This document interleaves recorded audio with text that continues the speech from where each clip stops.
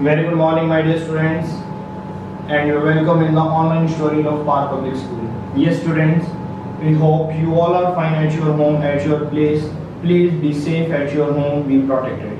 Yes, student, as you know, this online tutorial of Par Public School platform is providing you quality of education during this lockdown. And students, in this video, in this lecture, you will cover each and every concept related to the CBSE as well as the competition. Okay student, if you have not subscribed this channel, to kindly subscribe this channel first of all, and then let's come and start today's lecture.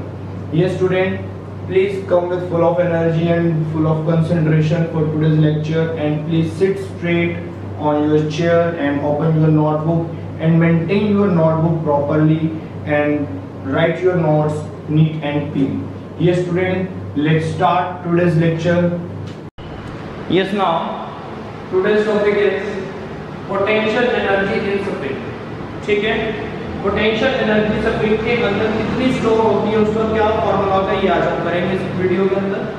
Potential energy होती ही क्यों है spring के अंदर, ये मैंने तुम्हें समझाया था कि पोटेंशियल एनर्जी कब होती है, जब हम किसी भी ऑब्जेक्ट को रिपेल होने से रोकते हैं या कंप्रेस होने से रोकते हैं। दोबारा से समझना, मैंने कल एग्जांपल दिया था तुम्हें कि एक मेरे पास पॉजिटिव चार्ज है, एक पॉजिटिव चार्ज है, ये दो पॉजिटिव चार्ज रिपेल हो सकते हैं, लेकिन मैंने इनको पकड़ लिया, जब मैं इनको जबरदस्ती पकड़ रखा है, इनको मैं रिपेल नहीं होने दे रहा, तो इनके अंदर पोटेंशियल एनर्जी आ जाएगी। ठीक है, और अगर मेरे पास एक पॉजिटिव चार्ज है और एक नेगेटिव चार्ज है, अब ये अट्रैक्ट हो सकते हैं। अगर ये अट्रैक्ट होना चाहता है, मैंने जबरदस्ती इनको पकड़ के रोक लिया, अट्रैक्ट नहीं होने दे रहा, तब भी इनके अंदर पोटेंशियल एनर्जी आ जाएगी। तो पोटेंशियल एनर्जी वाला कांसेप्ट तुम्हें क्लियर है। तो ऐसे ही कुछ स्प्रिंग के अंदर होगा, मैंने स्प्रिंग को कंप्रेस कर दिया, कंप्रेस करने का मतलब क्या, स्प्रिंग वापस रिपेल होना चाहता है। अगर स्प्रिंग वापस रिपेल होना चाहेगा तो इसका मतलब तुम उसे रिपेल नहीं होने दे रहे, तो उसके अंदर पोटेंशियल एनर्जी आ जाएगी। तुमने स्प्रिंग को स्ट्रेच कर दिया, स्ट्रेच करने का मतलब है स्प्रिंग अब दोबारा से अट्रैक्ट होना चाहता है। अगर वो दोबारा अट्रैक्ट होना चाहता है, तुम अट्रैक्ट नहीं होने दे रहे, पकड़ के बैठे रहे हो, तो डेट मींस वो फिर से पोटेंशियल एनर्जी आ जाएगी उसके अंदर। तो वो पोटेंशियल एनर्जी कितनी होगी, वो हमारा अच्छा टॉपिक। तो इसके लिए बेटा तुम्हें नोट्स मिल जाएंगे, लिंक में जाओगे तो तुम्हें नोट्स मिल जाएंगे, वहां से अपने नोट्स कंप्लीट कर सकते हो लिंक में से डाउनलोड करके। लेकिन तुम्हें अब क्या करना है, सिर्फ समझना है, इस टॉपिक को अच्छे से समझ लो। छोटा सा टॉपिक है, छोटा सा फॉर्मूला, उसको समझ लीजिए। ठीक है, उसके बाद हम आगे बढ़ते। चलिए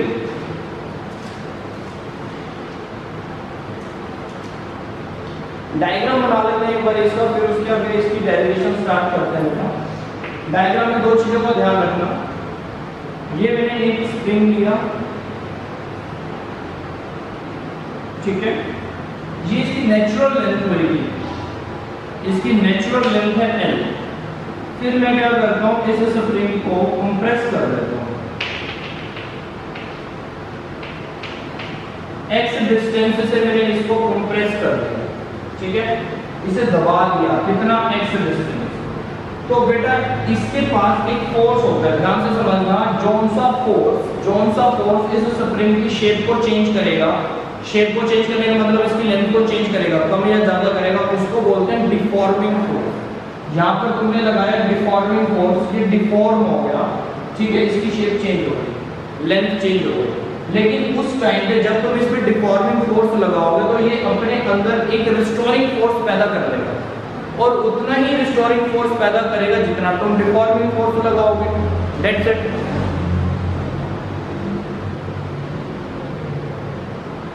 तो जैसे ही मैं इसके ऊपर डिफॉर्मिंग फोर्स लगाऊंगा, डिफॉर्मिंग फोर्स हम स्प्रिंग की लेंथ को चेंज करने के लिए लगा रहे हैं, या किसी चीज की शेप को चेंज करने के लिए लगाया जा सकता है। फॉर एग्जांपल ये चौक है, मैंने इस चौक को ब्रेक करना है, तोड़ना है, तो मैं इसके ऊपर कौन सा फोर्स लगाऊंगा, डिफॉर्मिंग फोर्स।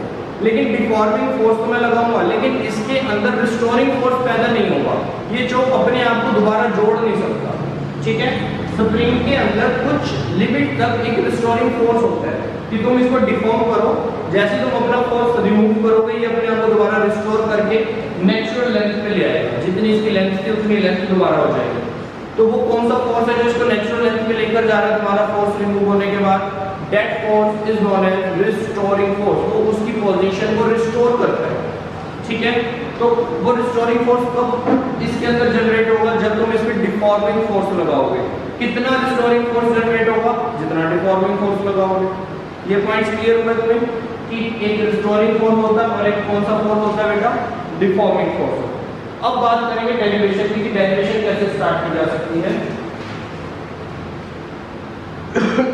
नोट करके भी लिखना चाहते हो तो नोट करके लिख लेना। डिफॉर्मिंग फोर्स और रिस्टोरिंग फोर्स इक्वल होंगे, जितना डिफॉर्मिंग होगा उतना ही रिस्टोरिंग होगा। यहाँ पर तुमने कहाँ पे लगाया, अगर तुम डायग्राम में लिखना चाहो तो डायग्राम में लिख लो डिफॉर्मिंग फोर्स।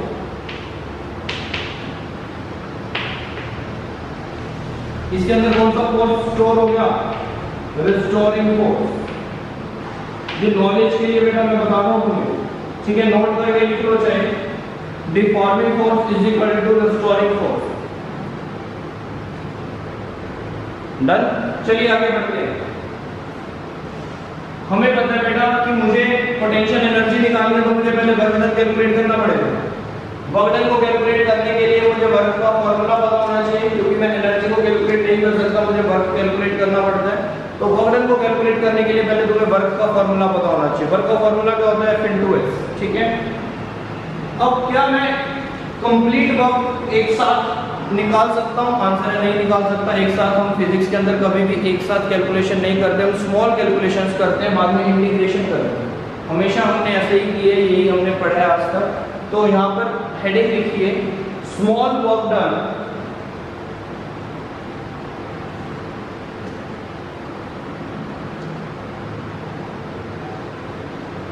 हेडिंग लिख लो बेटा, small work done we have to calculate small work done, not complete work done. पहले ही हमने ऊपर लिख दिया कि we have to calculate small work done, ठीक है। चलिए अब एक पॉइंट है, उस पॉइंट को कंप्लीट करके फिर आगे बढ़ते हैं। इसमें लिख लेना F is directly proportional to X। ये तुमने ना लाइफ में एक्सपीरियंस किया होगा। कैसा एक्सपीरियंस किया होगा, ध्यान से सुनो। जितना तुम स्प्रिंग को ज्यादा दबाओगे उतना ही वो तुम्हें ज्यादा फोर्स लगा के रिपेल करेगा। जितना कम दबाओगे उसके अंदर उतना ही फोर्स कम जनरेट होगा। अगर तुम बहुत ज्यादा स्ट्रेच कर दोगे किसी स्प्रिंग को तो काफी फोर्स तुम्हें लगाकर रिपेल करेगा, अट्रैक्ट करेगा अपनी तरफ। तो कहने का मतलब है कि जितनी तुम डिस्प्लेसमेंट ज्यादा करोगे ना तो स्प्रिंग के अंदर उतना ही फोर्स इंक्रीज हो जाता है। तुम उसे ज्यादा स्ट्रेच कर दो वो बहुत फोर्सफुली तुम्हें अट्रैक्ट करेगा, तुम उसे ज्यादा कंप्रेस कर दो बहुत फोर्सफुली तुम्हें रिपेल करेगा, ठीक है। तो ये पॉइंट याद रखना कि फोर्स डायरेक्टली प्रोपोर्शनल है डिस्प्लेसमेंट पे। जितना तुम स्प्रिंग को ज्यादा डिस्प्लेस करोगे उतना ही तुम्हें ज्यादा फोर्स एक्सपीरियंस होगा। तो बेटा यहाँ पर हम क्या करते हैं कि अगर मैं यहाँ पर प्रोपोर्शनलिटी का साइन बनाता हूँ तो यहाँ लगता है K, ठीक है, Kx। तो यहाँ से हम वैल्यू निकाल सकते हैं K की कितनी आ जाती है, F/x, force per unit length. और यहाँ पर तो K है बेटा, here K is spring constant, here K is spring constant। ये K spring constant होता है, ये तुम्हें नोट्स में मिलेगा, ठीक है। अब जो स्प्रिंग है, स्प्रिंग की वैल्यूज होती है K की। अगर K की वैल्यू ज्यादा है तो मैं कहूँगा स्प्रिंग हार्ड है, काफी हार्ड स्प्रिंग है। अगर K की वैल्यू बहुत कम है तो सॉफ्ट स्प्रिंग है, ठीक है। हाई ज्यादा वैल्यू के लिए, हाई वैल्यू के लिए स्प्रिंग हार्ड हो जाते हैं और लेस वैल्यू के लिए स्प्रिंग सॉफ्ट रहेंगे। तो ये नोट करके पॉइंट्स लिखे हुए हैं नोट्स के अंदर, तुम देख सकते हो। लिंक में जाके नोट्स डाउनलोड करके वहां से नोट्स बना लेना प्रॉपर, ठीक है। ये सारा कुछ उसमें लिखा हुआ है, ऐसा कुछ नहीं कि उसमें कुछ नहीं लिखा, सब कुछ उसमें मेंशन है, ठीक है। यहाँ पे तुम्हें पता चल गया K की वैल्यू तुम्हारे पास आ गई, F की वैल्यू तुम्हारे पास आ गई, तुम्हें पता चल गया K क्या है। K यहाँ पर एक स्प्रिंग कांस्टेंट है। तुम्हें ये कैसे लिखा कि force is directly proportional to the displacement, या X फोर्स हमेशा डिस्प्लेसमेंट पे डायरेक्टली प्रोपोर्शनल होगा। ये चीज़ हमने एक्सपीरियंस भी करी हुई है। अगर मैं किसी स्प्रिंग को ज़्यादा स्ट्रेच करूँगा तो वो मुझे फोर्सफुली अट्रैक्ट करेगा, ज़्यादा कंप्रेस करूँगा तो फोर्सफुली रिपेल करेगा। ये हम सबको पता है बात है। इसके आगे हम डेरिवेशन की तरफ बढ़ते हैं कि इसका फॉर्मूला कहाँ से लेकर है, इसका फॉर्मूला जो बनाना है वो फॉर्मूला कैसे बनेगा, लेट्स उसको देख लेते हैं एक बार बेटा। अब हमने एक लाइन लिखी थी कि we have to calculate small work done. अगर मुझे स्मॉल वर्क डन निकालना है तो मैं कैसे करूँगा, मैं इसको बेटा रफ कर रहा हूँ।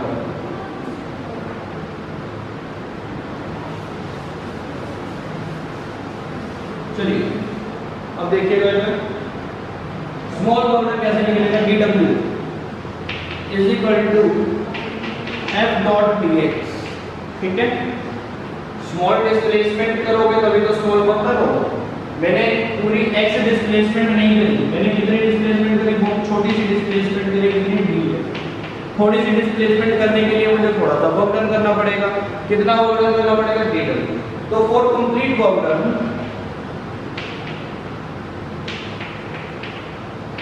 फॉर कंप्लीट वर्क डन,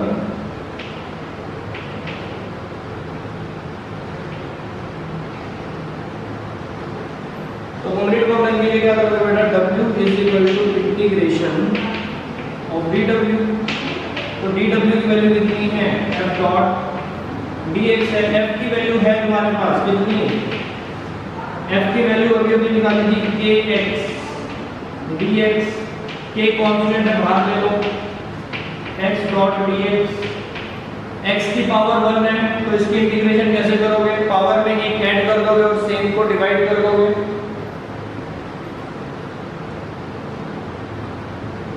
इसका इंटीग्रेशन कैसे होगा,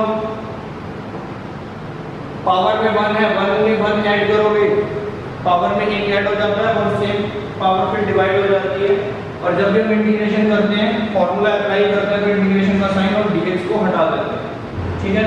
तो k की वैल्यू कितनी आ जाएगी बेटा, k x² 2, ये आ जाएगी। x² 2 कैसे आ गई, 1 + 1 2 हो गया, फिर 2 को ही डिवाइड कर दिया, ठीक है। ये क्या आ गया बेटा, w आ गया। वर्क डन कितना आ गया, हाफ kx²। इसको कैसे लिख सकते हैं, हाफ kx²। जैसे हाफ mv² होता है ना काइनेटिक एनर्जी का फॉर्मूला, ऐसे ही स्प्रिंग के पोटेंशियल एनर्जी का फॉर्मूला होता है हाफ kx², ठीक है। k is what, k is the spring constant, this is the spring constant, x is the displacement of the spring. Okay बेटा, अब हम क्या करेंगे कि ये तो वर्क डन निकला, हमें तो पोटेंशियल एनर्जी चाहिए, तो यहाँ पर गोल्डन वर्ड में लिख दो, क्या लिखोगे गोल्डन वर्ड में, दिस वर्क डन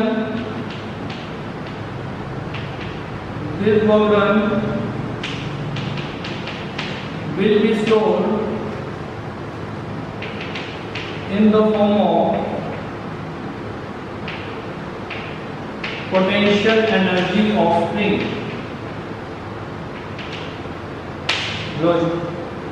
ये लिखने के बाद हम क्या लिख सकते हैं, potential energy of spring is equal to half kx²। Answer आ गया।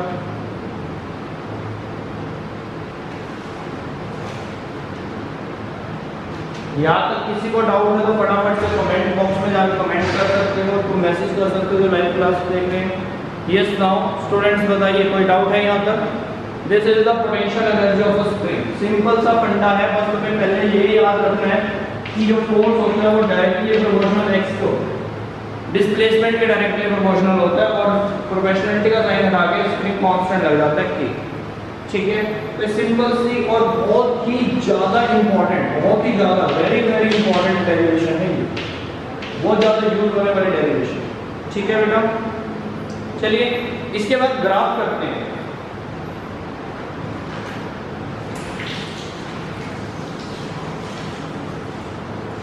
बेटा कल हमने एक डेरिवेशन करी थी, या तो तुम्हें मैं उसका ग्राफ करवाना चाहता हूँ तुम्हें, कि कई बार उसका ग्राफ आता है पेपर में, और नहीं भी आता कि अगर वो डेरिवेशन भी आ जाती है ना पेपर में, जो कल डेरिवेशन करी थी कंजर्वेशन ऑफ मैकेनिकल एनर्जी, तो उसका ग्राफ जरूर बना के आए लास्ट में। वो ग्राफ तो रह गया था हमारा, स्किप हो गया था, तो I don't want to skip that graph. तो यहाँ पर देखो बेटा, उसका ग्राफ समझते हैं, सिंपल है समझना। कल वाली एनर्जी का डेरिवेशन में, जो मैकेनिकल एनर्जी की डेरिवेशन थी, उसमें क्या था कि एक ऑब्जेक्ट को मैंने फॉल करवाया था अंडर द ग्रेविटी, ठीक है, और 3 पॉइंट्स पर मैंने उसकी मैकेनिकल एनर्जी कैलकुलेट करी थी, और वो सेम आ रही थी, mgh आ रही थी, तो उसके कारण से कंजर्वेशन ऑफ एनर्जी हमारी प्रूफ होती है, ठीक है ना। तो अब क्या होगा, अब हमें उसका ग्राफ देखना।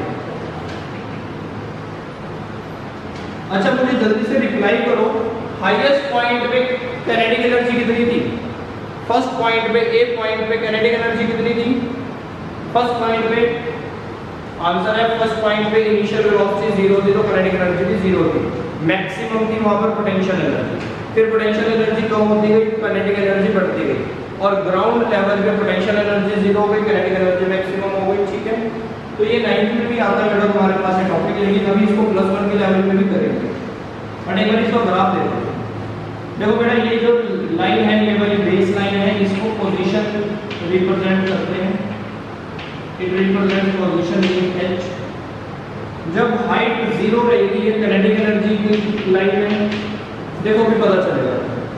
जब हाइट 0 है तो इस पॉइंट पर पोटेंशियल एनर्जी 0 हो जाएगी, इस पॉइंट पर पोटेंशियल एनर्जी 0 हो जाएगी अगर पोजीशन 0 है। अगर हाइट h है, यहाँ पर मान लो h हाइट है, तो इस पॉइंट पे मैक्सिमम पोटेंशियल एनर्जी मिलेगी, पोटेंशियल एनर्जी हो जाएगी यहाँ पर मैक्सिमम।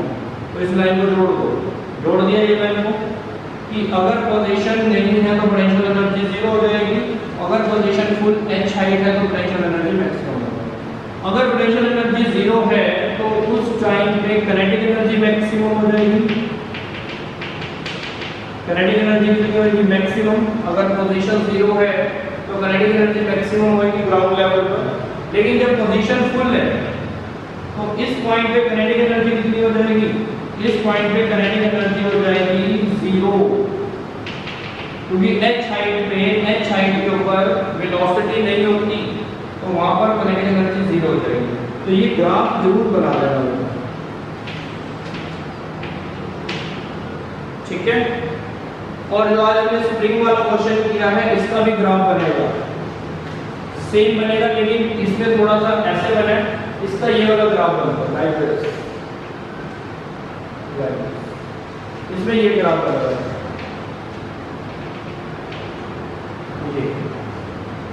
इसमें तो सिंपल क्रॉस बनता है, इसमें सिंपल क्रॉस नहीं बनता, इसका ये ग्राफ है। ये वाला ग्राफ बहुत इंपॉर्टेंट है। मैकेनिकल एनर्जी की जब भी डेरिवेशन आई तो ग्राफ जरूर बना के आना। और अगर स्प्रिंग की मैकेनिकल एनर्जी अभी मैंने करवाई नहीं है तो करवाऊंगा तब बनाना इसको। अभी तो मैंने तुम्हें सिर्फ ये बताया है कि स्प्रिंग की पोटेंशियल एनर्जी कैसे निकलती है। This is the potential energy of the spring. क्या फॉर्मूला है, रन कर दो, हाफ के एक्स स्क्वायर। ठीक है बेटा, आज बस इतना ही करेंगे, बाकी क्लास करते हैं कल कैरी। ओके स्टूडेंट्स, इसको रिवाइज कर लेना, नोट्स बना लेना, इसके तुम्हें वीडियो मिलेगी तो वीडियो के अंदर इसके नोट्स होंगे तो उसके नोट्स कंप्लीट कर लेना, ठीक है। चलिए, टेक केयर, बाय।